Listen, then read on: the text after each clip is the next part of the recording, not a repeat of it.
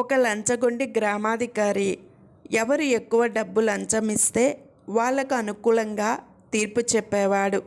అలా అతను తేరగా డబ్బు సంపాదిస్తుంటే అతని ఏకైక సంతానం రకరకాల వ్యసనాలకు అలవాటు పడ్డాడు.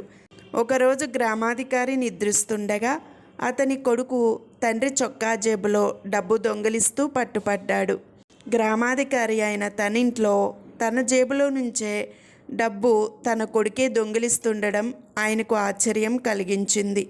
ఇదే నేరానికి ఒక గ్రామాధికారిగా నీకు ఏం శిక్ష విధిస్తానో తెలుసా అంటూ ఆయన కొడుకును గద్దించాడు.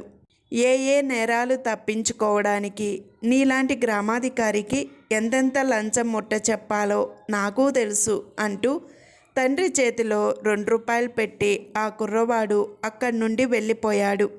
అసలు లోపం తనలోనే ఉన్నదని, తన నీచ ప్రవర్తన వల్లనే తన కుమారుడు అలా తయారయ్యాడని గ్రామాధికారి బుద్ధి తెచ్చుకొని లంచాలు పట్టడం మానేశాడు.